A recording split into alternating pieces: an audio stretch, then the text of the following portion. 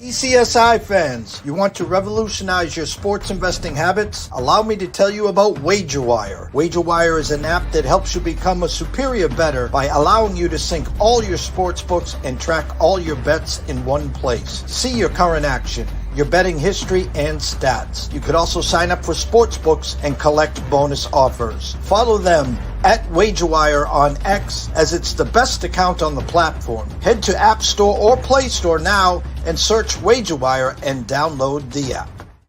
2,000 years long, we will never settle. Hard days, no way, with a heavy metal. No time, no fail, won't stop here. Like a torch to a flame when it burns hot. We won't stop, come on, baby, higher.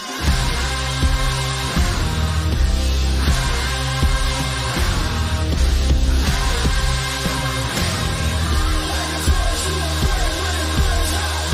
We won't stop.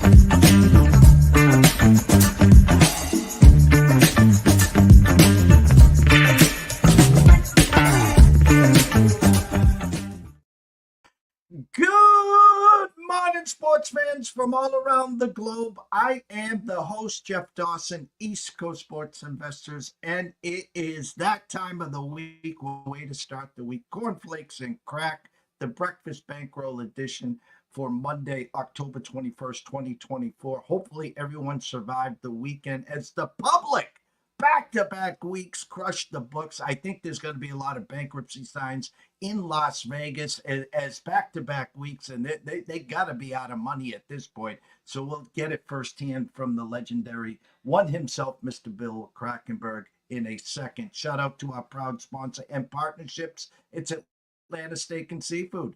Go see Terry Smith. Jump on over to Facebook. Place an order at the checkout.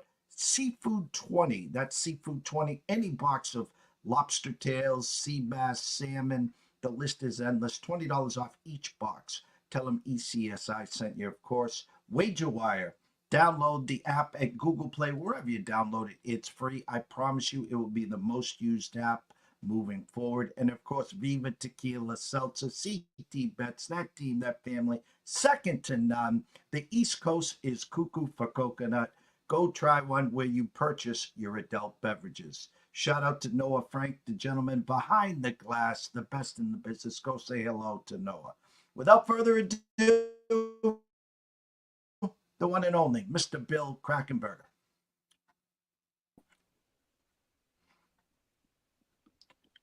Morning, Billy. Hey, good morning. How are you? Little sound problem I'm having with you, but you were good there during the commercial. But I got you though. What's going on over there? How you doing? You're up bright and early every Monday morning like me, or I have to set my alarm for 5:15 on Monday mornings. Yeah, a little change of the normal routine. I've been dog sitting for 4 days. The family comes back at around 2 o'clock. I can now get out of the office, the studio, get my gym and my cardio in. Thank God it's about going to be 70 degrees back here on sunny Cape Cod. As I did in the intro, Billy, back-to-back weeks, the favorites come marching home in the NFL. Have you seen any bankruptcy signs yet at any of the sports books or resorts? I don't think there'll be any bankruptcy signs anytime soon. I'm looking for a tweet that someone sent me about the sports book. Yeah, this is one of the BetMGM guys, John Ewing, which is a very nice guy. He put up 81%. This is a tweet he put up yesterday. I'm going to read this to you. This is NFL bets, 81% on the Steelers. This was 81% on the Lions.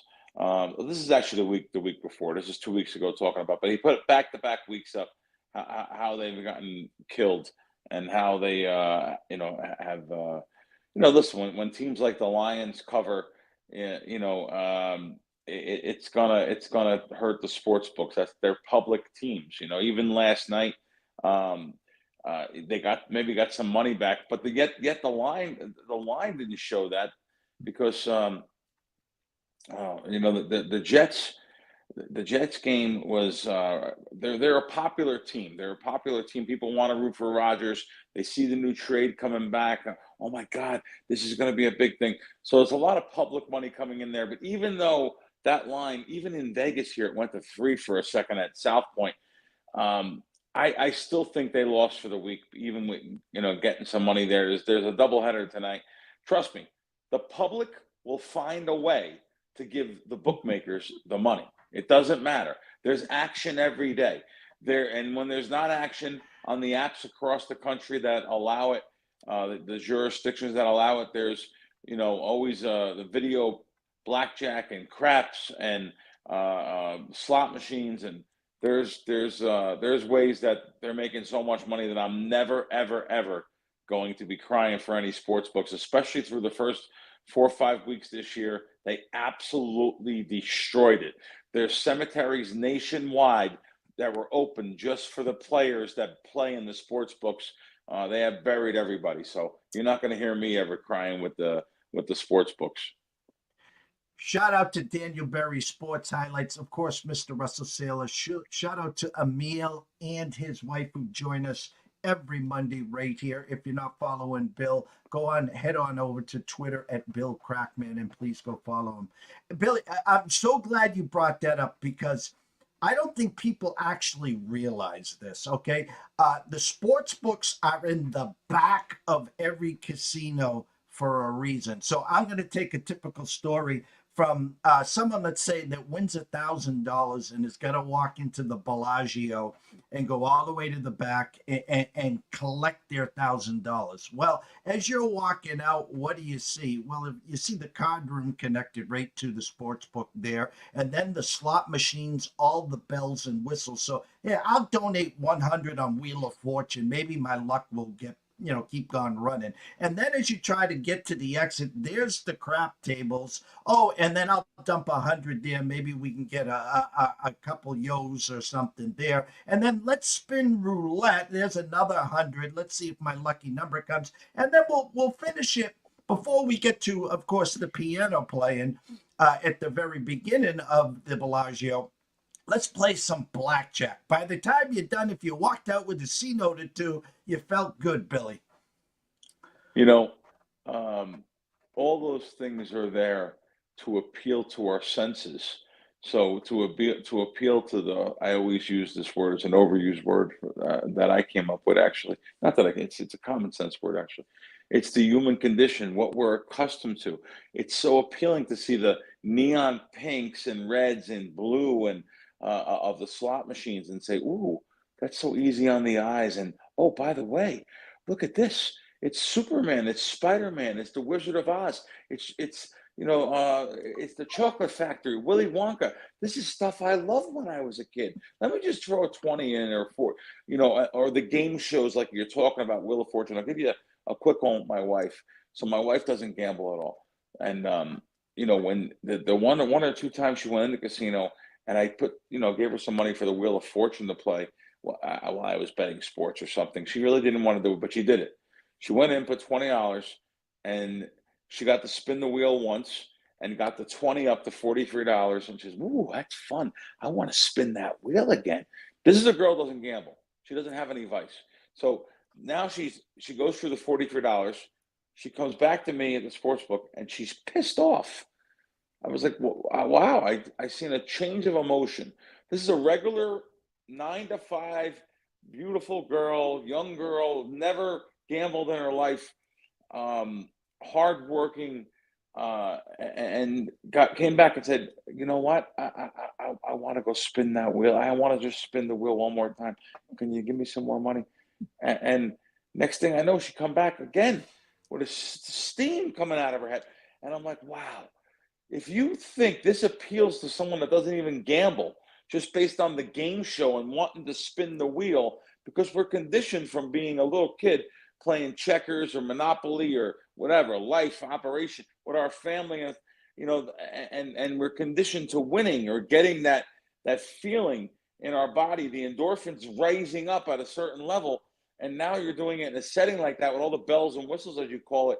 It's amazing how hard it is for humans not to be human. It really is. So these casinos know what they're doing. Even the sports book guys that have to answer to their bosses upstairs pushing the pencils with the fancy college degrees, they really should realize the secondary income that comes from sports betting, from poker, from these type of things. There's other areas where the money comes in where, you bring your wife into and my wife doesn't really ever hardly go with me anywhere, but the casino gambling wise, but there's other areas. Hey, take your wife, you try to satisfy everybody, spend some time with them driving, talking back and forth, maybe some time at the cafe or the deli. And then, they're gambling also. So it's secondary income that the casino never would have had if it wasn't for sports betting or even poker.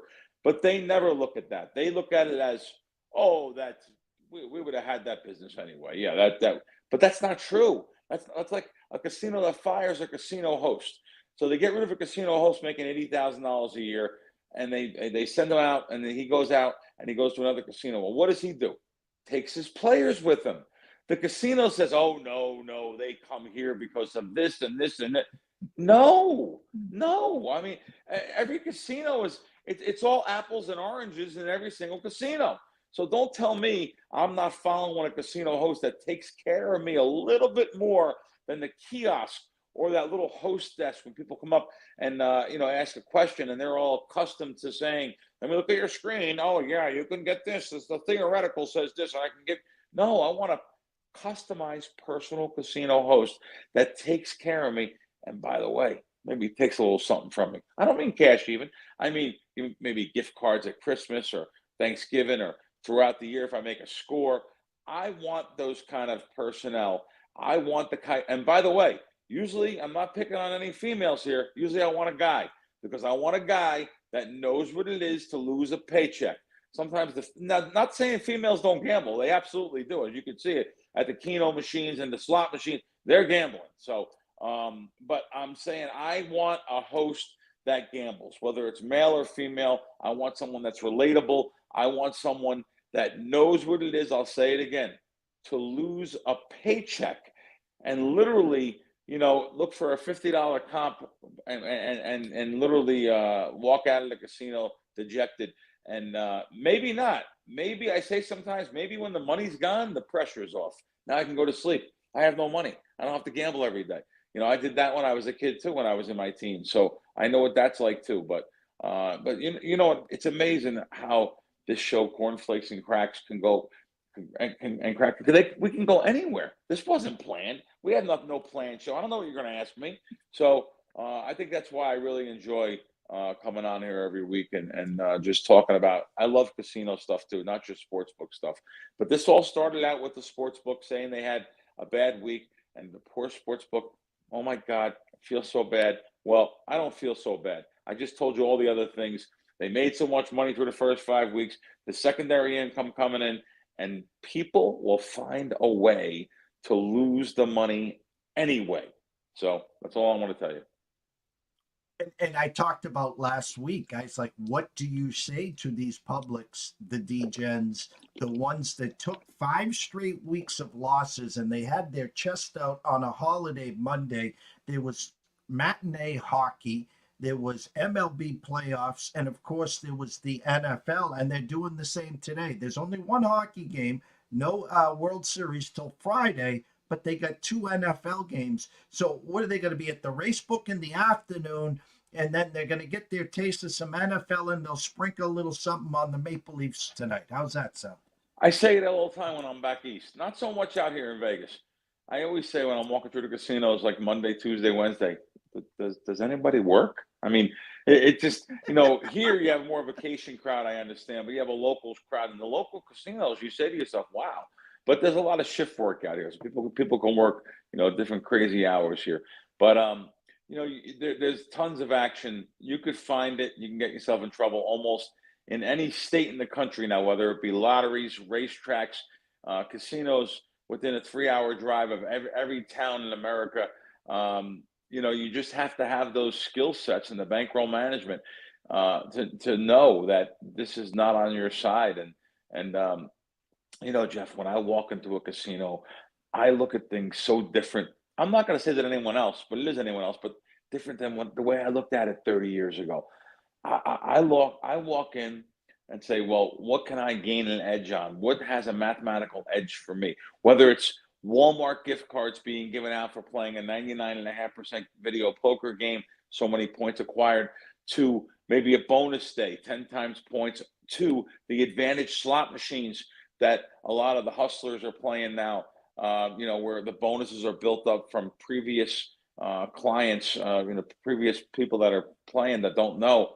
They leave the machine in a setting where it's going to be an advantage for the next player. So I look at things so different now. But I look at these poor people. When I walk into a local casino and I see they're victims. They're victims. They're shaking. They're smoking. They're playing, hitting the machine, and they play mindless games too. Games with no skill. Imagine playing Keno. It's 25% against you. By the way, it's even higher on certain random or certain amount of numbers you pick. It's just such a mindless game, but it's something that occupies their time, and you know what they do too. I'll tell you what everyone does. They chase that high, like the first time a heroin addict had heroin. They went to such a state that they were like, "Oh my God, this is unbelievable." So they're always chasing that same high, being a heroin user, and I want to draw the same parallel to being a gambler.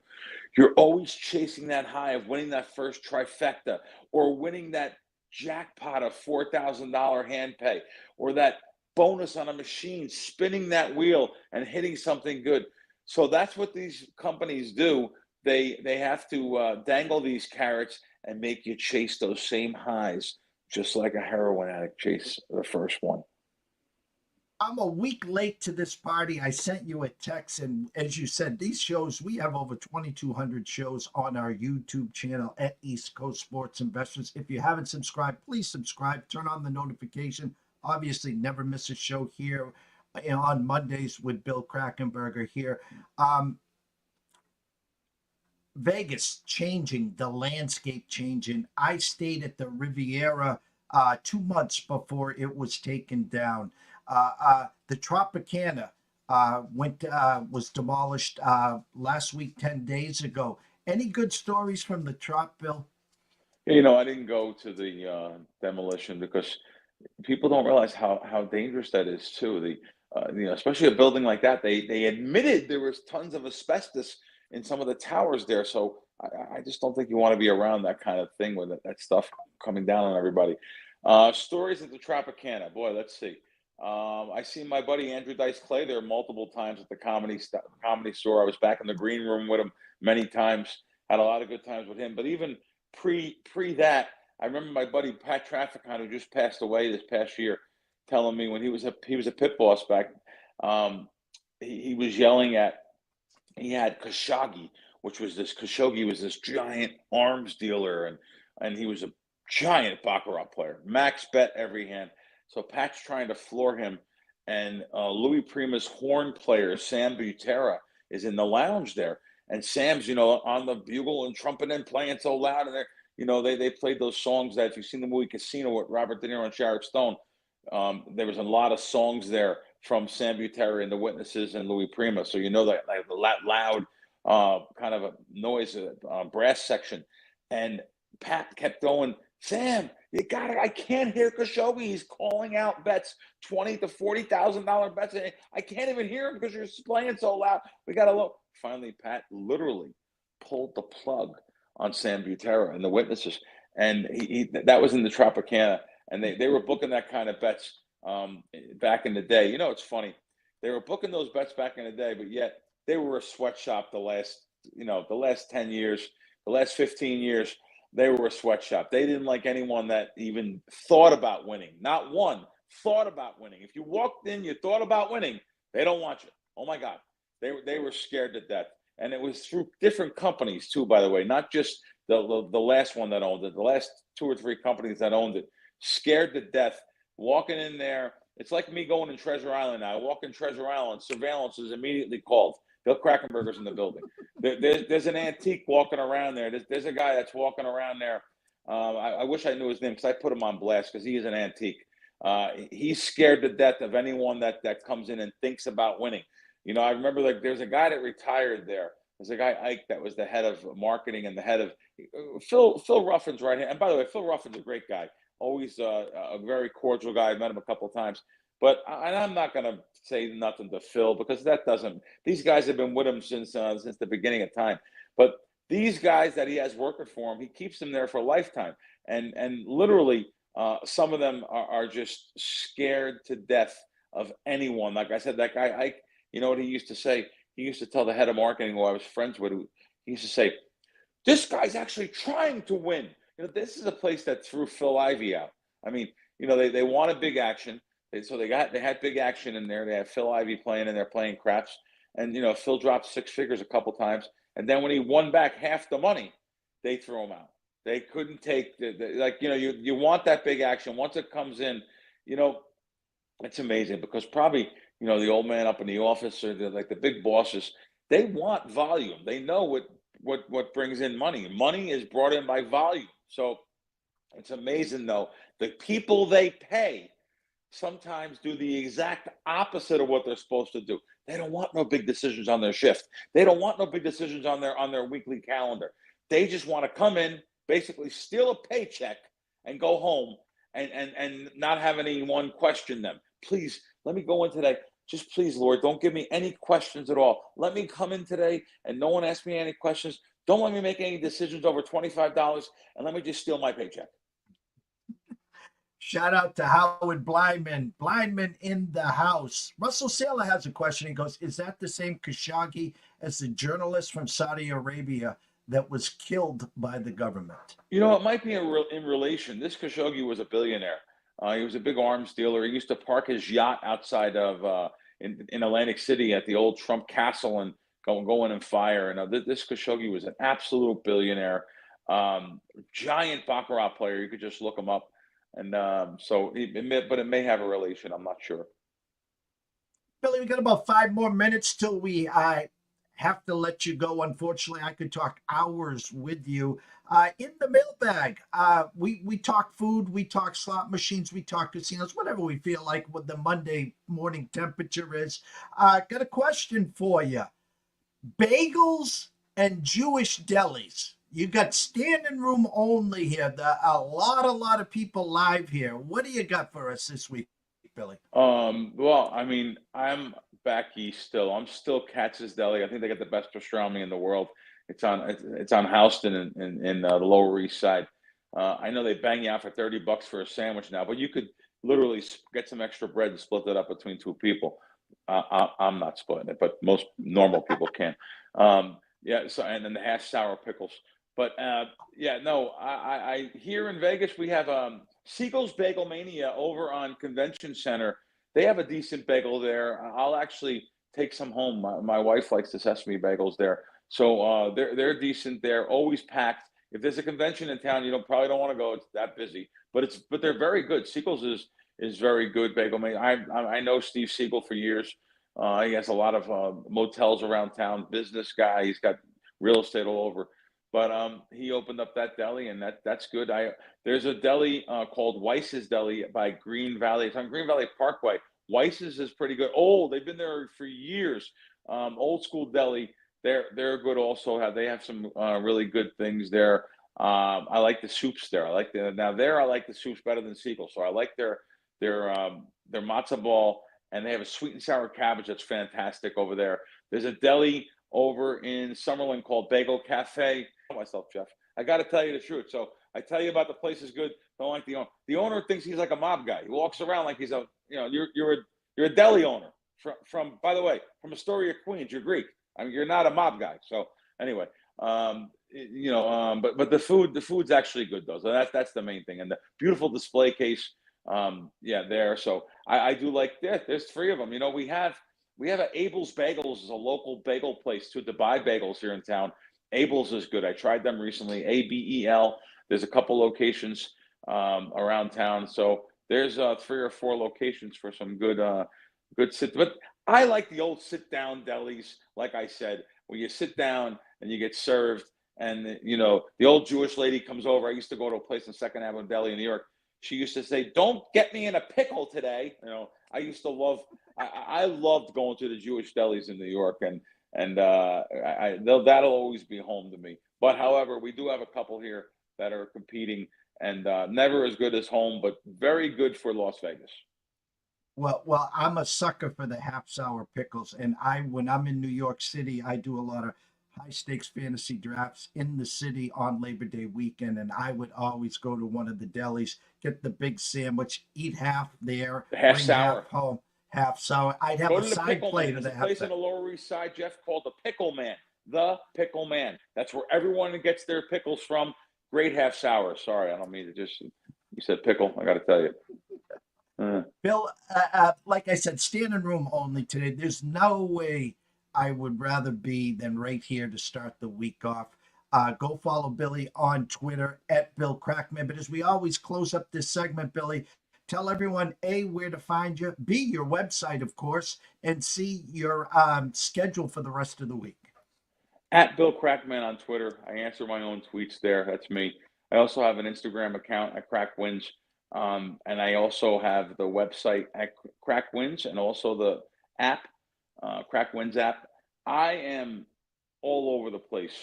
I'm leaving here right now. I'm running to a couple casinos, and then I'm going to a show at 12 o'clock at my buddy Dom DeMarco is here in town. Al owns a place here. He has a show every week. I'm going to go down there and see. I was on the show last week. I'm going to give him a little support.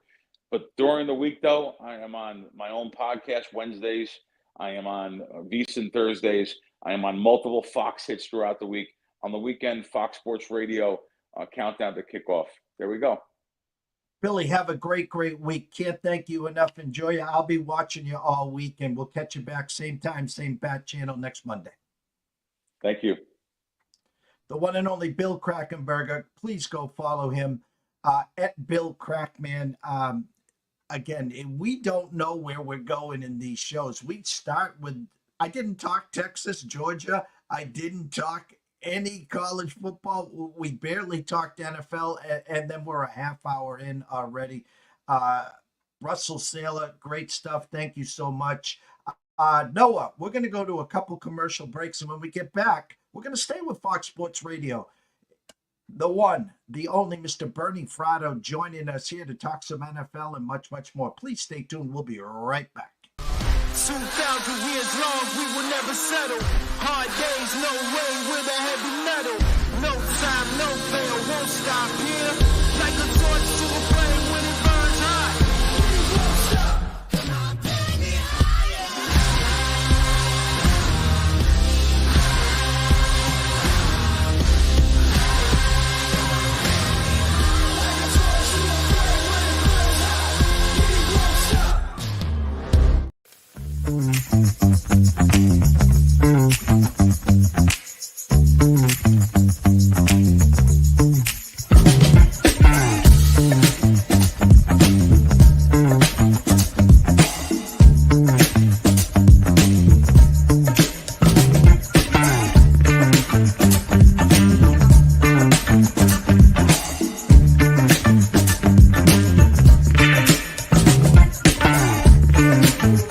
TPCSI fans, you want to revolutionize your sports investing habits? Allow me to tell you about WagerWire. WagerWire is an app that helps you become a superior bettor by allowing you to sync all your sports books and track all your bets in one place. See your current action, your betting history, and stats. You could also sign up for sports books and collect bonus offers. Follow them at WagerWire on X, as it's the best account on the platform. Head to App Store or Play Store now and search WagerWire and download the app.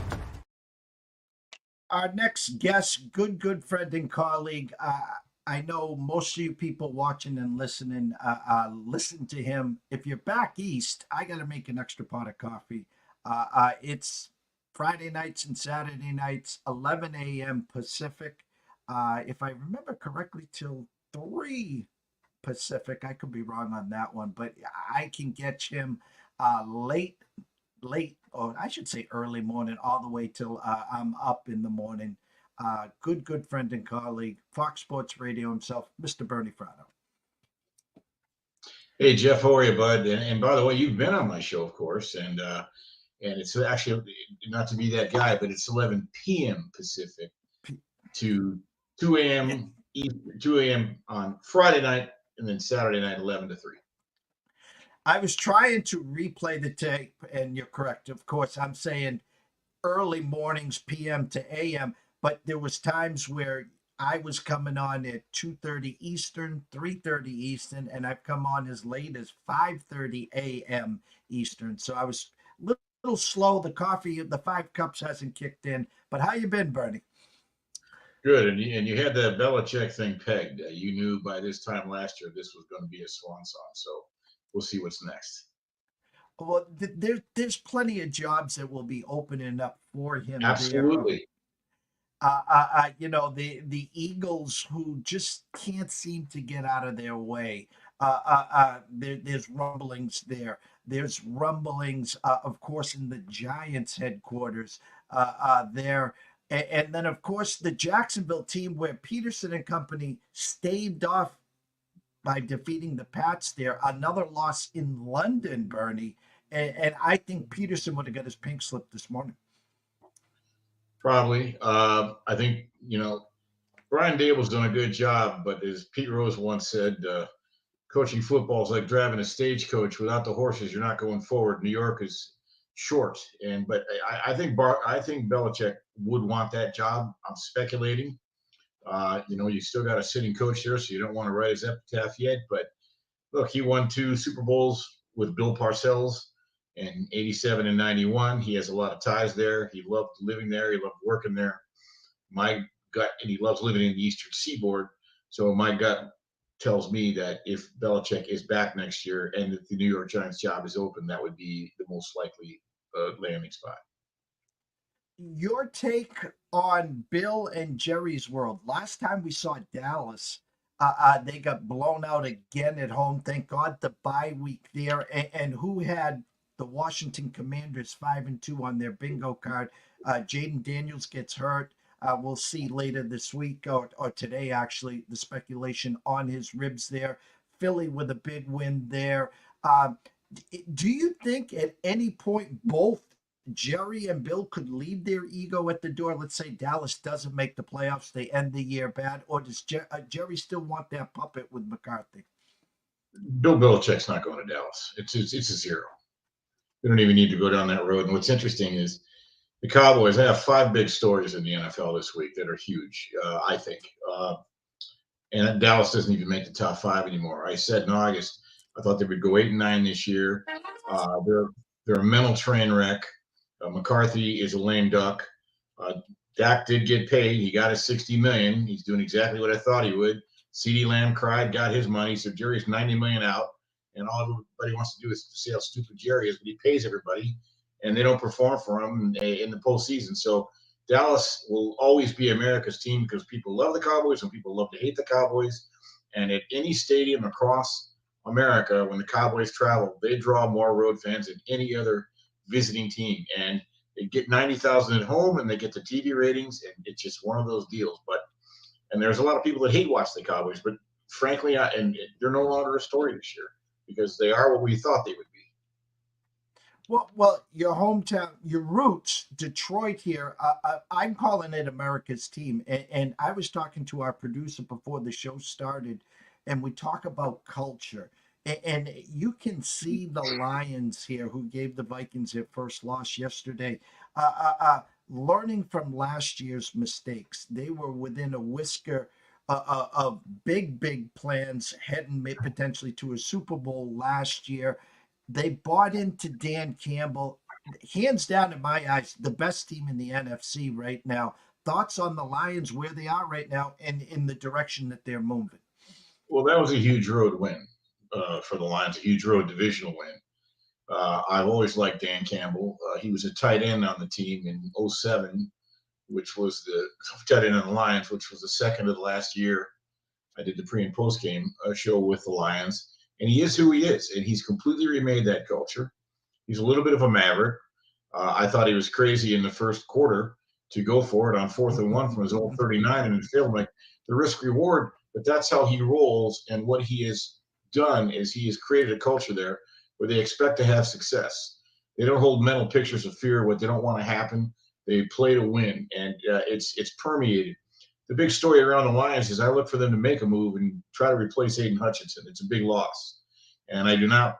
My people are telling me he wouldn't be back for the Super Bowl. I know that would be floated out there and such, but that's a story for a different day. But look, someone asked me last year at this time, could the Lions win the Super Bowl? And I said, well, tell me how many home playoff games they have, and I'll tell you how far they go.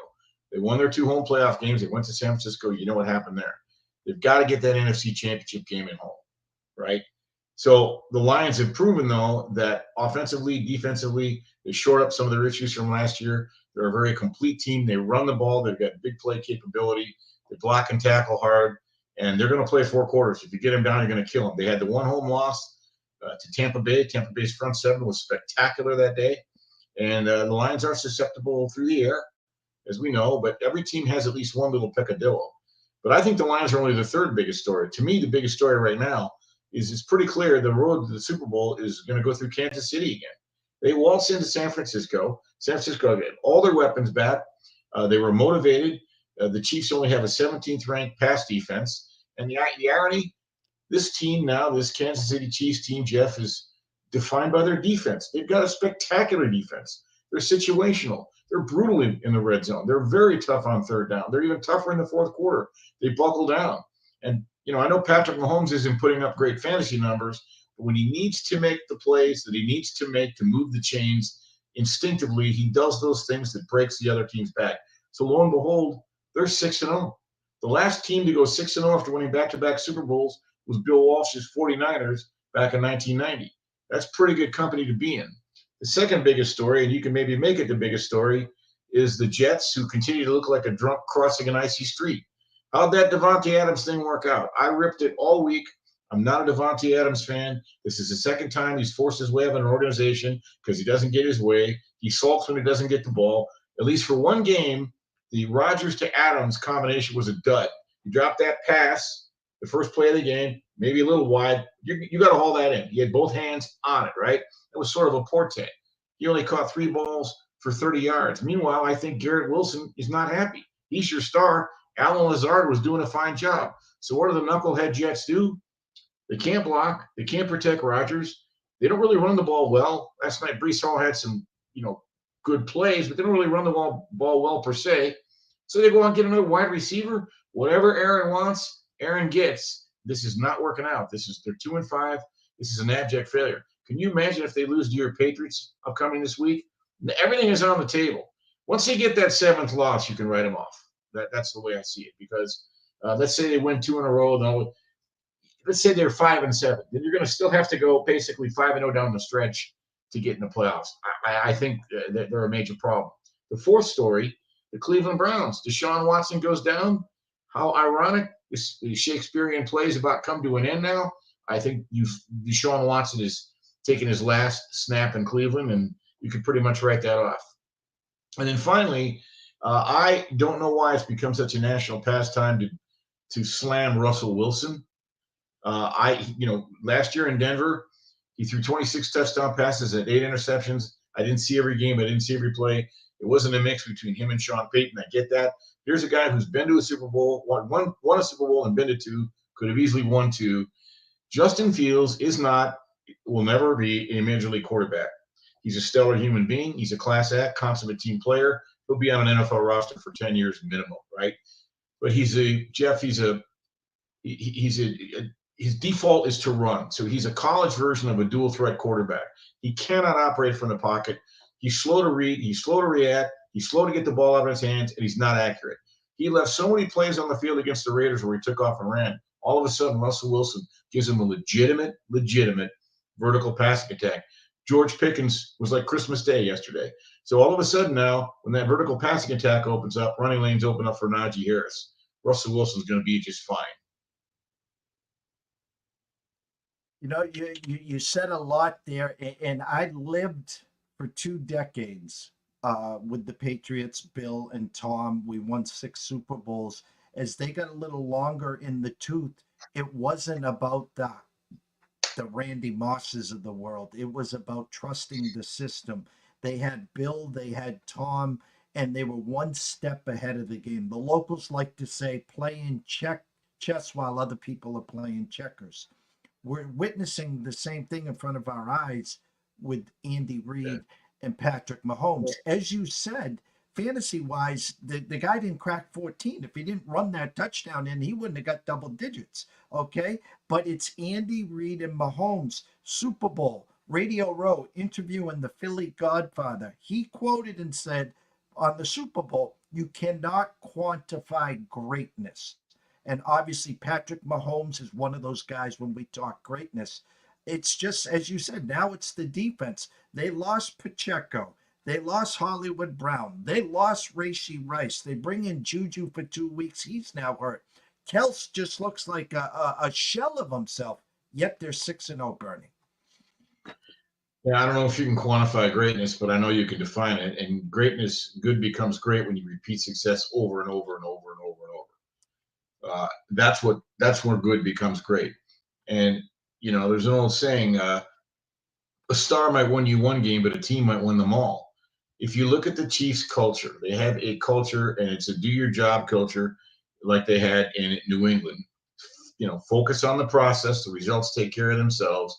But whatever you need, whether you need to come up with an interception, a big kick return to put you in good field position, convert that short 3rd and 1, make a defensive play to stop the other team. I did about 160 Detroit Lions post-game shows, and I came to a conclusion that in every NFL game, basically comes down to about 5 plays. And if you made them, you're going to win. And if you didn't make them or the other team did, you didn't. Brock Purdy gets down to the 10-yard line twice, throws 2 terrible picks. If those picks didn't happen, well, if candy and nuts, if ifs and buts were candy and nuts, we'll have a Merry Christmas, right? The Chiefs make those plays repeatedly. They're not particularly flashy. They're kind of playing with their food a little bit, but they're giving a max effort. Here's the kicker: someone is going to have to come through Arrowhead Stadium in January to get to the Super Bowl. Right now, I only see one team in the AFC that might do it, and it's Buffalo. And Buffalo has just got that stigma, like Casey Stengel used to say, teams can't beat the Yankees because they get stuck staring at the pinstripes. I think the Niners are psyched out by the Chiefs. They've lost 5 in a row, and the Chiefs have covered all 5. Buffalo gets this close. They play just well enough to lose. And Buffalo's damn good. They miss, they miss Stephon Diggs like Madonna misses her ex-husband. So the bottom line is this: you've got a team, a culture, and a group of guys who've been there, done that, and leadership top down. And one last thing. It's been my observation that when you have the trifecta, this was the gold standard. You had Carmen Policy, Bill Walsh, Joe Montana. And you got Clark Hunt, Andy Reid, and of course, Patrick Mahomes. When you've got that kind of continuity, that kind of stability at the top, it permeates. And that's why they've been able to repeat success year after year after year. And to me, that defines greatness. It's hard to quantify, to put a number on it, but you're seeing great when success repeats itself over and over. And that's the epitome of the Chiefs. Last question here, Bernie. I know you have a busy schedule in front of you. You talked about the AFC. Last year, Patrick Mahomes hosts a game against Cincinnati as a short favorite. Then they go on the road to Buffalo, and then they go as an underdog and win. And then, of course, as a road dog in Baltimore.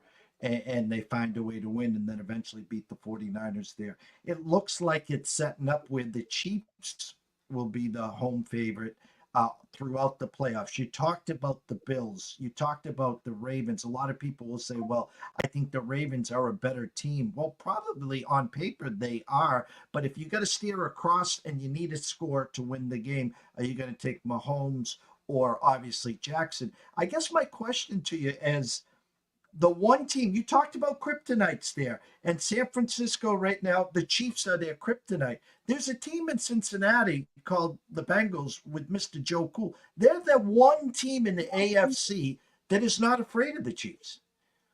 No, that's a good point. But something is wrong with Lou Anarumo's defense. It's not the same defense that got them there 3 years ago. And they lost guys like Jesse Bates, who's now making plays for Atlanta. So that defense does not have the same DNA.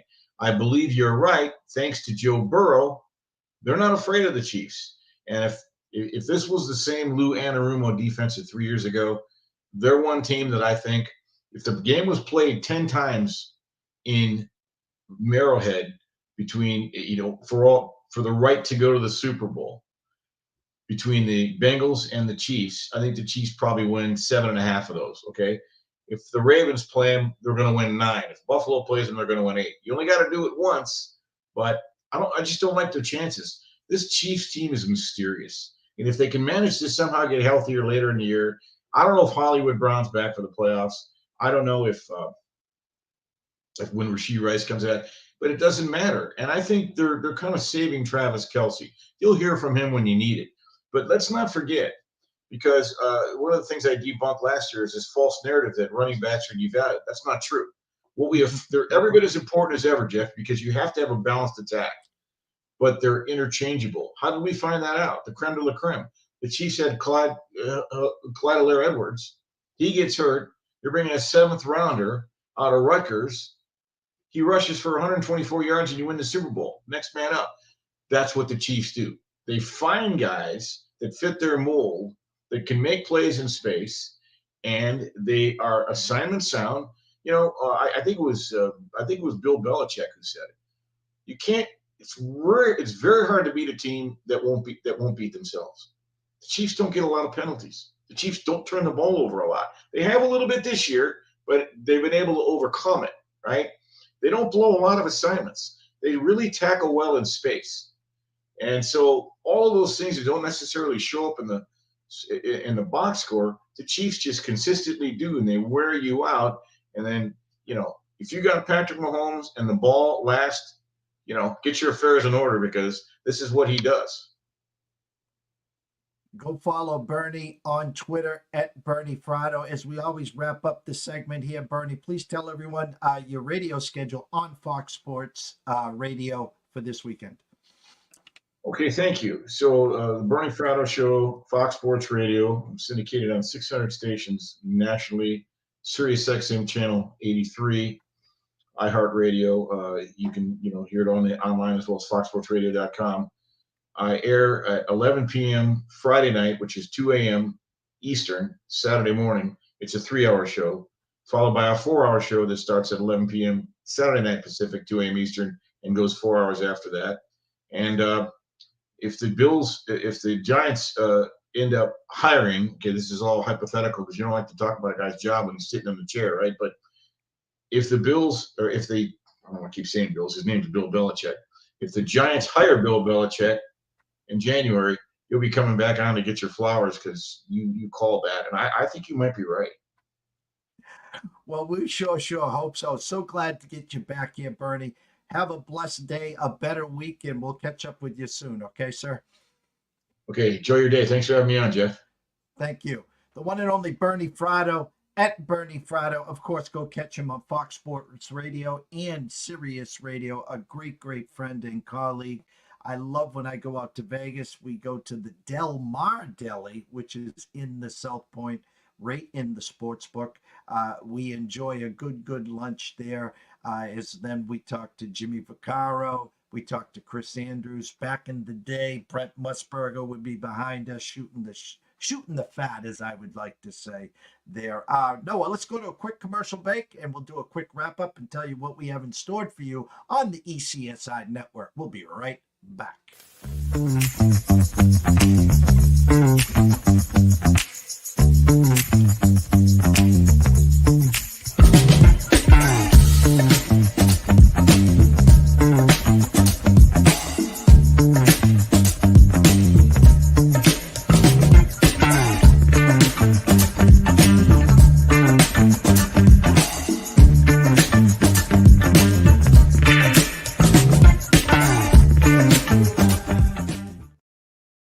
What a way to start the week off.